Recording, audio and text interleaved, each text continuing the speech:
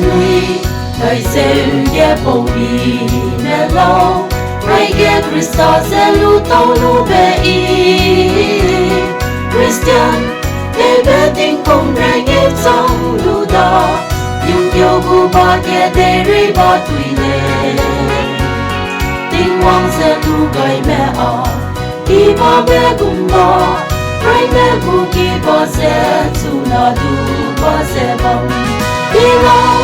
đại sẽ nghe tình hoàng quân nhớ sẽ lui mùi nè sao ngắm trong gì lạc lệ để hay kẻ tu hay nhị sẽ lui ngâu đầu bé để rai đi mẹ ta ye sẽ lui ta bằng để xóa quăng bé sẽ lui nè mạnh nhìn tàu lệ và ta từ kia y bé nhìn tàu lệ Harry lệ nè hoàng kêu lâu tình im Harry lu nhưng kêu mẹ cô kia lệ dù là tàu sẽ bằng mẹ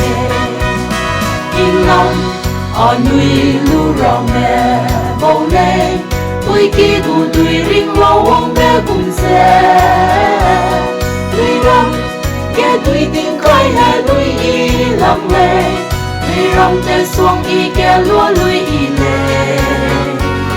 tê lui y bê hình tâm lệ tê quý năm chẳng lâu y sống lệ chú nó đủ lung bầm bê nhìn tâm lệ tùy lâu đời sẽ ghé tình hoàng quân nhớ sẽ lui mùi nè sao ngắm trong chi lòng lệ rê hay kê tu hay nhị sẽ lui ngâu đầu bé để rai đi mẹ ta ye sẽ lui ta bằng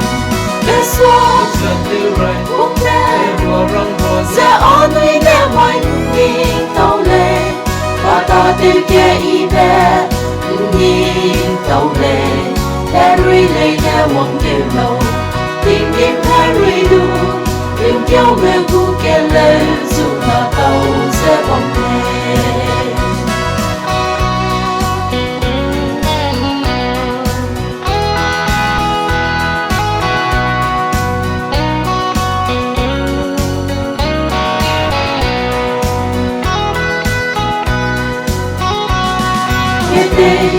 Heram madu kia lima tin kum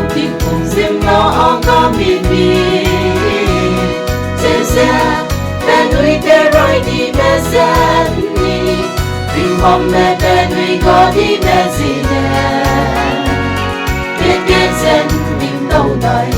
sui sam dai ra me anui ke sen